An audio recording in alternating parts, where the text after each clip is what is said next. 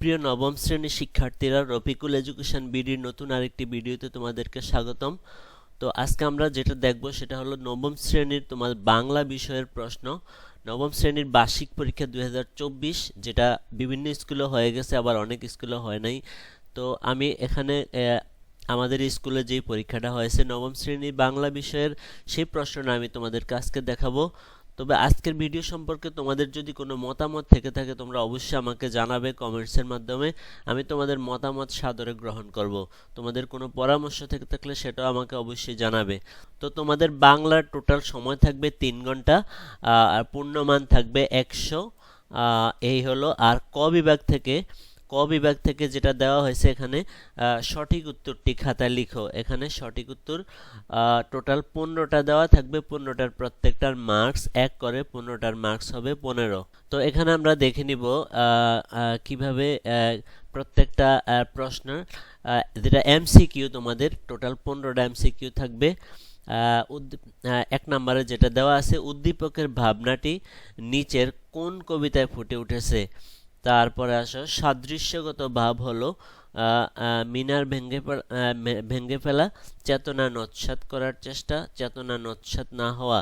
তো এখানে এভাবে তোমাদের অবজেক্টিভগুলো আসবে। তোমরা অবশ্যই যারা নবম শ্রেণীতে পড়ো তোমরা অবশ্যই এই ধরনের প্রশ্নের উত্তর তোমরা খুব সাবলীলভাবে করতে পারবে, আমার বিশ্বাস। তো তোমরা যদি এই প্রশ্নটা পেয়ে যাও তাহলে তোমাদের প্রিপারেশনটা হয়তো বা আরো ভালো হবে। তো আমি একে একে সবগুলো প্রশ্ন তোমাদেরকে দেখিয়ে দিব। 15টা অবজেক্টিভ যেটা আছে, 1, 2, 3। থানসি কোন জেলার একটি উপজেলার নাম? চট্টগ্রাম জেলা, খাগড়াছড়ি জেলা, রাঙ্গামাটি জেলা, বান্দরবন জেলা। তারপরে নাম্বার 4, নীলাজ কুলটা ভূমি, এখানে নীলাজ কুলটা কোনটি? তারপরে নাম্বার 5 আছে কি, হাসান আজিজুল হক কত সালে জন্মগ্রহণ করেন? নাম্বার 6 আছে, পাঠ্য বইয়ের প্রতিবেদনের যুবক হাবিবুর রহমানের বাড়ি সাতক্ষীরা জেলার কোন উপজেলা অবস্থিত? তারপর নাম্বার 7, বিশ্লেষণমূলক রচনায় বিশ্লেষণমূলক রচনায় বিশ্লেষণ করা হয়। কি বিশ্লেষণ করা হয়? উপাত্ত, গল্প নাকি তথ্য? সেগুলো তোমরা নিজেরা তোমাদের পাঠ্য বইয়ের আলোকে উত্তর করার চেষ্টা করবে। নাম্বার 8, মাথার উপরে নীল আকাশ বাক্যে উপরের শব্দটিকে কি বলে?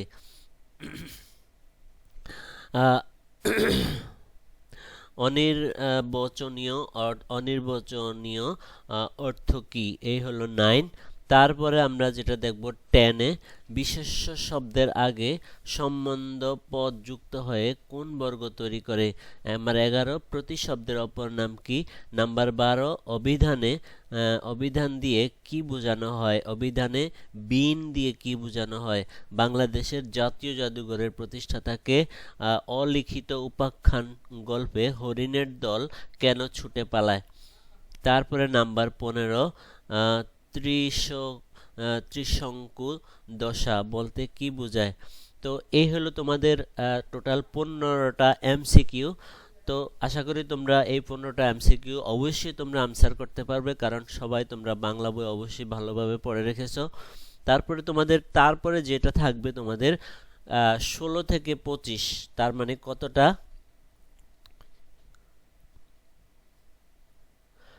তারপরে তোমাদের যেটা থাকবে, সঠিক উত্তরে টিক দাও। 16 থেকে 25, এখানে 10টা সঠিক মানে সংক্ষিপ্ত প্রশ্ন 10টা প্রশ্নের মান 1 করে 10। তো তোমরা এই 10টা প্রশ্নের উত্তর অবশ্যই অল্প কথায় উত্তর দেওয়ার চেষ্টা করবে, কারণ প্রত্যেকটার মার্কস হচ্ছে 1 করে, বেশি লেখার দরকার নেই। তারপরে আমরা চলে আসলাম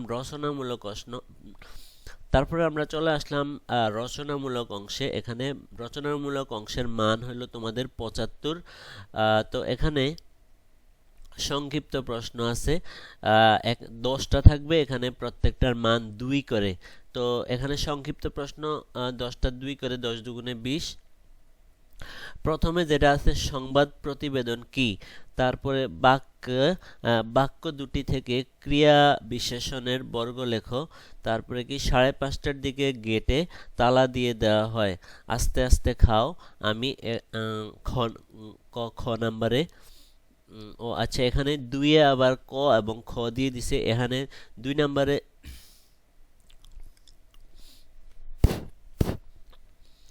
এবার আমরা দেখব রচনামূলক অংশ। রচনামূলক অংশের মান হলো 75।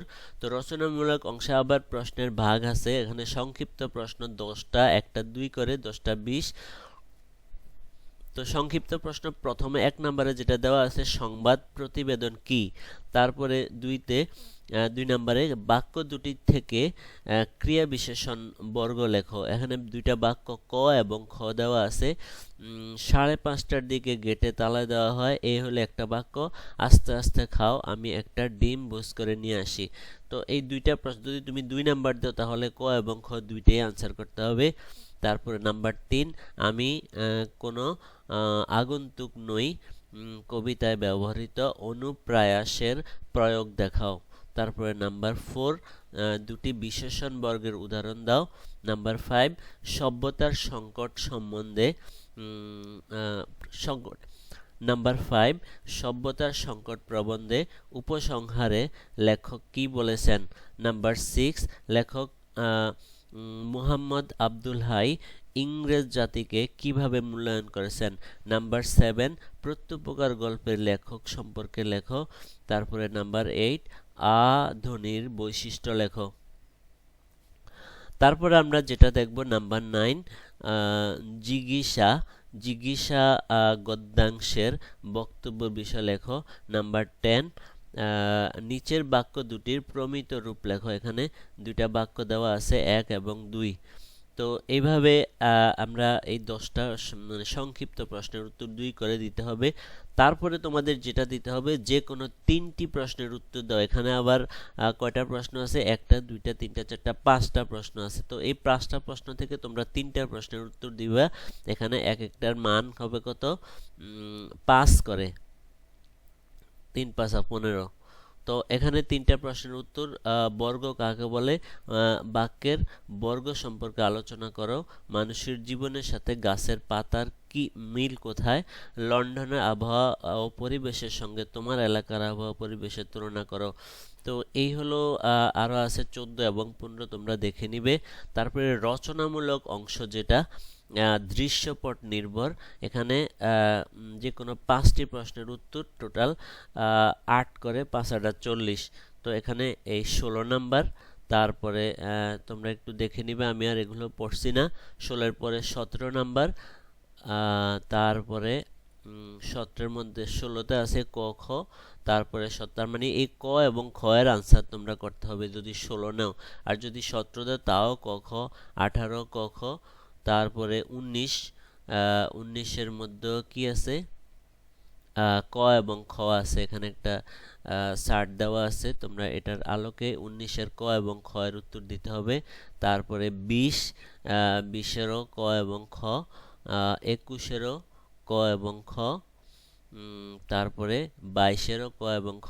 প্রিয় শিক্ষার্থীরা, এই হলো আজকের তোমাদের নবম শ্রেণীর বাংলা বিষয়ের প্রশ্ন। আশা করি তোমরা এই প্রশ্নটা যদি পেয়ে যাও তোমরা অনেক উপকৃত হবে। তো ভিডিওটা কেমন লাগলো সেটা অবশ্যই আমাকে কমেন্টস করে জানাবে। আর কথা বাড়াচ্ছি না, যারা আমার চ্যানেলটাকে সাবস্ক্রাইব করে রাখো না তারা অবশ্যই সাবস্ক্রাইব করে রাখবে, তাহলে এই ধরনের পড়াশোনার নতুন নতুন ভিডিও তোমরা সবার আগে পেয়ে যাবে। তো সবার সুস্বাস্থ্য ও দীর্ঘায়ু কামনা করে আজকের ভিডিও এখানে শেষ করছি। সবাই ভালো থেকো, সুস্থ থেকো, আল্লাহ হাফেজ।